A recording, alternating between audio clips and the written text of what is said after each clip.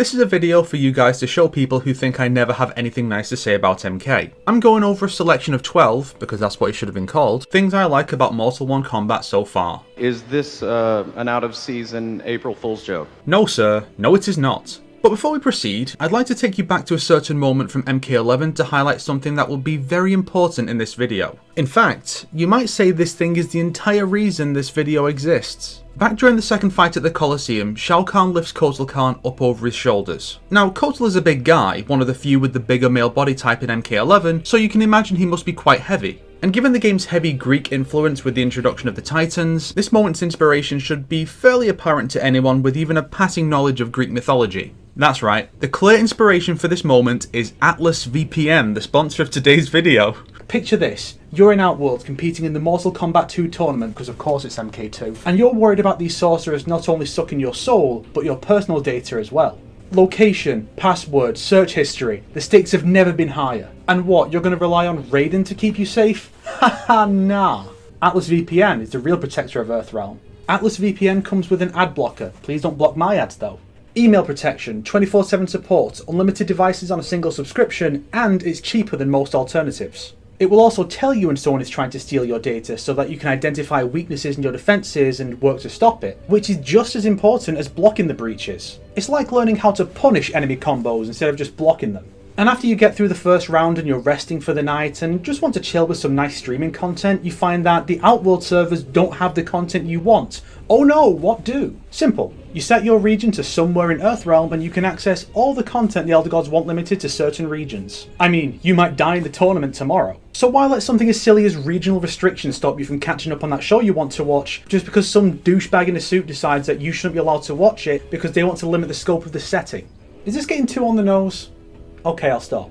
But seriously, Max is still not available in the UK even after all these years. But with Atlas VPN, you can claim you're in America, watch the newest MK movies, then reveal that, aha, I lied. I was in the UK the entire time. I deceived you. You fell for my schemes and now you have egg on your faces. And who doesn't enjoy watching WB get egg on its face? So, if you sign up with the link in the description, you can get Atlas's summer deal. That's 85% off a 3-year plan with 3 months extra for free. That's just $1.83 per month plus those extra 3 months. Not only is that fantastic value for money, it's also much cheaper than paying to have your favourite character get retconned into an objectively worse character. I know which one I'd rather spend my hard-earned money on. How about you? Once again, follow the link below for this incredible deal and you'll be helping me out. But more importantly, you'll be helping yourself out. And what's more important than that? Thank you Atlas VPN for sponsoring this video, and now, onto that list. 1. It's just a small thing, but I appreciate the cover not just being Scorpion and the logo again. MK as a series has never had much in the way of great or memorable covers. There's what, Shaolin Monks, DCU, MK9, and that's kind of it, with NetherRealm typically opting for just Scorpion, and it's so bland and uninspired. This cover isn't anything special, but at least it's reflective of the game's plot, unlike the prior 3 where Scorpion and Sub-Zero weren't all that important. It's a tone setter is what I'm saying. And I'd like to take a moment to welcome back all the people who used the section feature to skip the sponsor and miss number 1.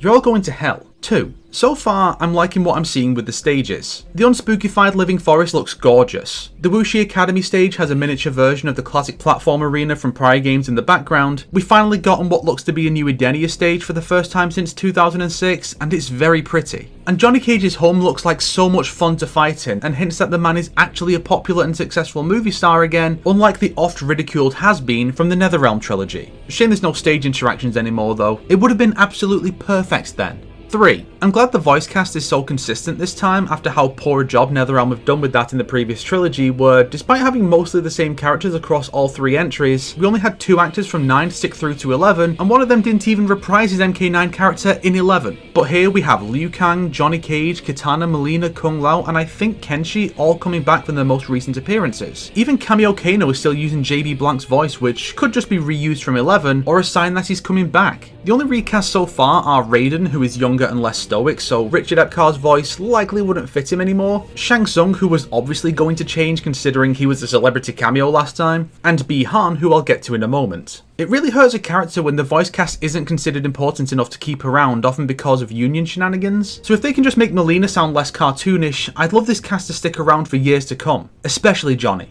4.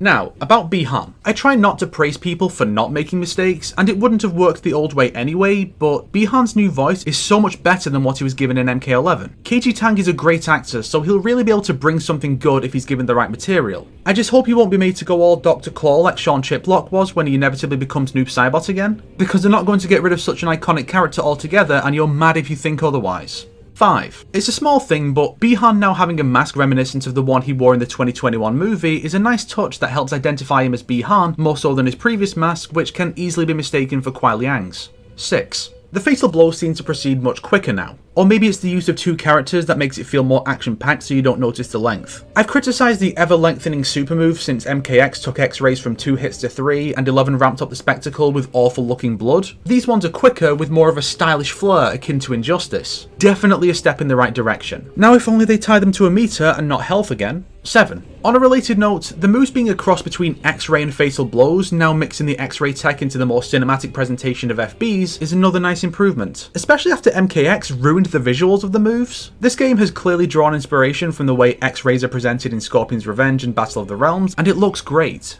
8. On another related note, the game's cameo fighter concept has a lot of potential. First, NPC fighters like MKX Sindel and MK11 Sector can now have some presence on the roster to soften the blow of them not being playable. It's also a way to bring back characters that the 2D era elitists would cry about seeing return in a way that is also low cost for their presentation. I've often said they should bring back less popular characters in a new form to try and win people over, and a non-playable assist character is arguably the best way to do that. Bring back Movado with a revamped style, and if it works, make him part of the roster next time. But if not, then he's not canon anyway, so you're free to try again later. It's also a good way to add guests who might not be allowed to be included due to the owners or actors not wanting them to be torn apart since you can't fatality them. And it can be used to add secondary guests from those properties, like a Sarah Connor or Harley Quinn cameo to accompany Terminator and Joker. It's just wins all around. 9. Kenshi's new EI-inspired fighting style is a cool new direction that makes his sword style more unique than any prior entry. He's come a long way since he had the same moves as Scorpion. Coupled with his blue ancestral phantom, and there's potential for a fantastic DLC skin based on MK Legacy where Dan Southworth, Virgil himself, played the character. Do it, cowards! 10. Additionally, Kenshi's new setup as a Yakuza enforcer, complete with a suit and tattoos, is a cool new direction for the character. It brings back some of the edge he used to have in the Midway games before MKX made him into more of a soft boy daddy. It also distances him from the Special Forces and makes him more of a solo act like he originally was. I wonder how much influence Snowblind had on these decisions. 11. The reduction of the Special Forces' presence is a positive in my book. While it made sense to put focus on them in the last timeline, it did become a bit tiring for the SF to be the central defenders of Earthrealm, especially when 11 dropped the less soldierish members and turned them into basically a less interesting G.I. Joe. I doubt they'll be entirely absent since Sonya and Jax have new voice clips suggesting new voice actors, and what would be the point in doing that if they weren't going to be in the story? And Sonya will surely be in the game at the very least. But taking things back to more of a martial arts focus, with the Shaolin taking centre stage again, is definitely a step in the right direction. I just hope the Shaolin don't overshadow everyone else now. 12. It's not a big thing, but I appreciate having costumes designed for use in the story. We don't see this too often, but I love when games have characters use multiple costumes throughout the story with a real purpose behind each one. MK9 had characters mostly switch outfits arbitrarily, like Scorpion just randomly having armor in the final chapter. MKX used them to differentiate between time periods, but some of them were costumes from prior games, so it felt less special. And then for the part that was set during the previous game, they had new costumes. Injustice and MK11 used them for different versions of the characters, as well as 11 using armorless versions of Cassie and Jackie's outfits for the home base scenes. But here we have Kenshi in 3 different outfits at different points in the story. Criminal Enforcer, then Shaolin Trainee, then his own outfit once he's presumably inducted into Liu Kang's elite fighting force. Raiden also has a Shaolin getup, and we'll presumably see the same thing with Johnny Cage and others. It's good stuff. And those are 12 things I like about Mortal 1 Kombat so far. My thoughts on the actual gameplay are not quite as positive, so I'll save those for the Combat Kings podcast and leave this video off on a more positive note. This new timeline does have promise. It just remains to be seen how well these new ideas will be received, and whether or not NetherRealm will have conviction in their new ideas this time. If you liked this video, why not subscribe and support me on Patreon like these fine people here? If not, then make sure to share it with your enemies so they can suffer along with you.